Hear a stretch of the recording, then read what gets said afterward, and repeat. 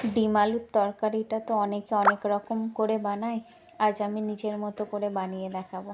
তো hello guys, welcome back to my channel. এটা বানানোর জন্য আমি 4টে ডিম আর কিছুটা আলু কেটে বয়েল হওয়ার জন্য ছেড়ে দিয়েছিলাম। এবার 2 চামচ তেল দিয়ে নেব। তেলটা যেন ভালো করে গরম হয়, না হলে ডিমগুলো তেলে সেটে যাবে। তেলটা গরম হয়ে গেছে, ডিমগুলো আমি ছেড়ে দিয়েছি।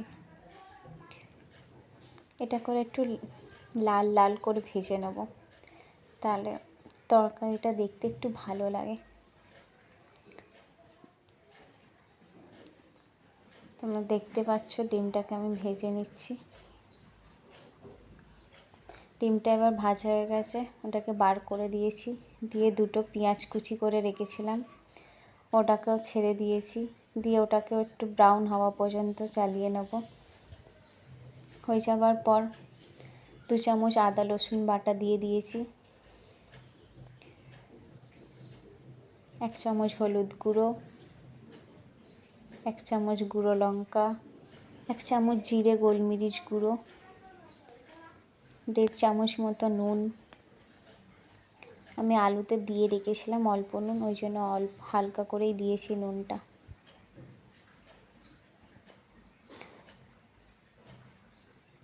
এবার একটা টমেটোর কুচি আর অল্প ধনেপাতা কুচি দিয়ে এটাকে আমরা একটু কষে নেব 1 মিনিট ধরে।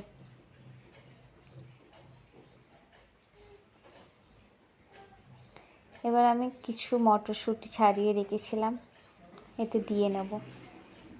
দিয়ে এটাকেও একটু কষে নেব,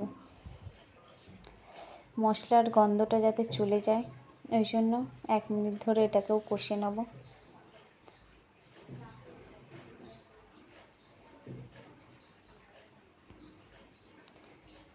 দেখতে পাচ্ছ তেল অল্প অল্প ছেড়ে দিয়েছে মশলা দিয়ে। এবার সেদ্ধ করে রাখা আলুগুলো দিয়ে দেবো। দিয়ে দেওয়ার পর এটাকে 1 মিনিট কষে নেব।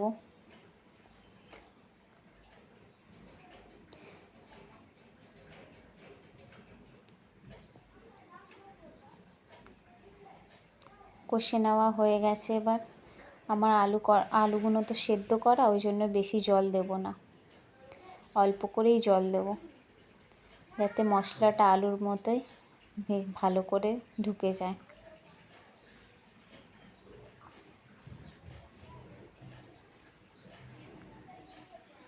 এবার এটাকে আমি চাপা দিয়ে দেব। 2 মিনিট এটাকে হতে দেব। দেখতে পাচ্ছ হয়ে গেছে, জলটা ভালো করে ফুটে গেছে। এবার ভাজা ডিমগুলো আমি দিয়ে দেব।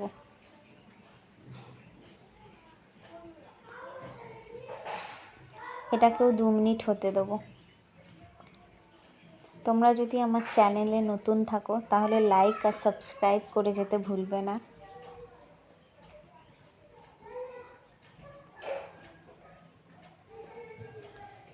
এবার তোমরা দেখতেই পাচ্ছ আমার মটরশুঁটি আলু ডিমের তরকারিটা হয়ে রেডি হয়ে গেছে।